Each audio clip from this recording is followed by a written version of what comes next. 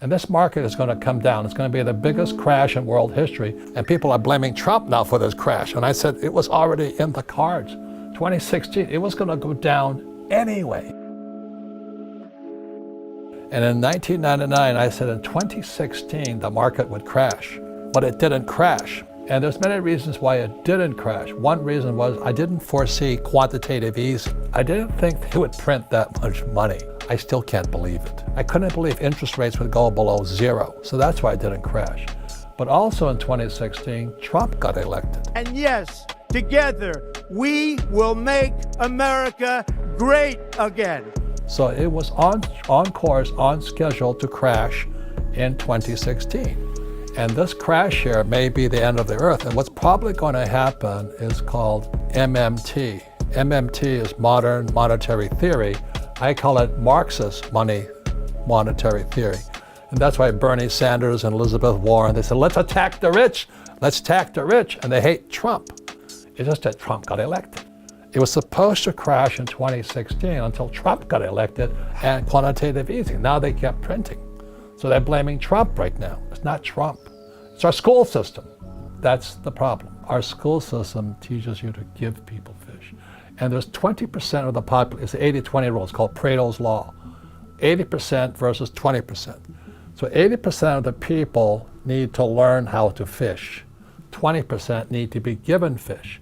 The problem is what Bernie Sanders and Elizabeth Warren and all these socialists and communists are saying, they're good people. I agree with them. But the number of people who need to be given fish only increases. So you can listen to the school teachers who say that we should take care of the poor, and we should, but not by giving them money. Another one of my heroes, this guy Jordan Peterson. The school teachers hate him, and he's a school teacher. He's a professor at Harvard and I think Toronto in Canada. He said something very, very profound the other day. He says, when these guys talk about what we stand for is taking care of the homeless and the poor, he says that's not what they stand for. This guy, Jordan Peterson, is brilliant, man. He's at 3, he started reading a book a day, and the school teachers are attacking him and everything, because he's a school teacher. So he says, it's not what that person stands for. It's not that Bernie Sanders stands for free medical education. What Bernie stands for, and Warren and all those socialists stand for, is they're against the rich. You know, so they say, yeah, I'm for the poor, but they're really against the rich. And that really bugs me. So that's what Jordan Peterson is saying. That's why the school teachers attack him. And what I'm for is teaching people to fish. And I'm not against school teachers. It's their financial philosophy. My whole family are school teachers. They tell me the same thing. They tell me the same thing. I said, when are you going to get a job? I said, I don't want a job. I don't want a pension, and I don't want a paycheck. Most of these school teachers come from the communist point of view, which is we got to give people fish. That's modern monetary theory, MMT, Marxist money theory.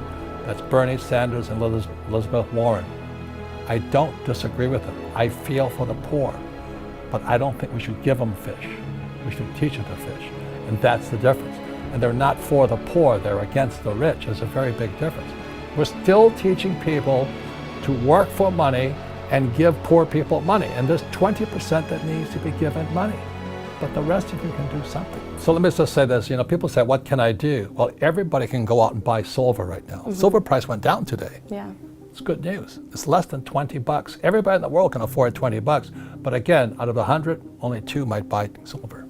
And what's real money is gold and silver. Gold and silver are God's money. God made them. I'm not really religious, but God made that money.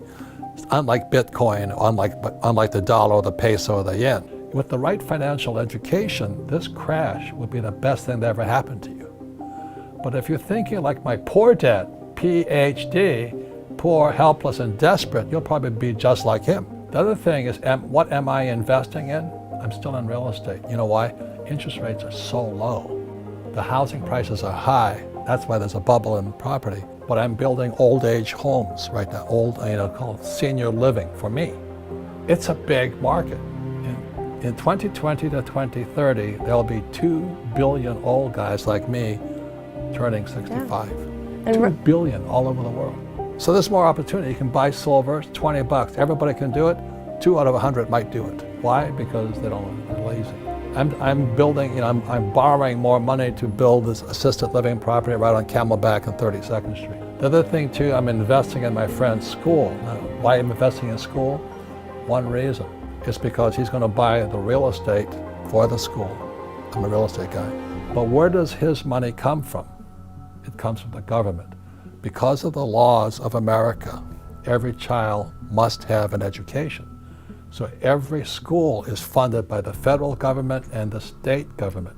So my source of funds is really, really strong when I invest in a school. So I'm still investing. I'm just not investing in a 401k, ETFs, mutual funds, or I don't want a pension. Those are the differences. So there's more opportunity than ever before, but not if you went to school. That's the problem. This is the greatest opportunity in the history of the world. It's also the worst time in world history. But what you do with it is up to you.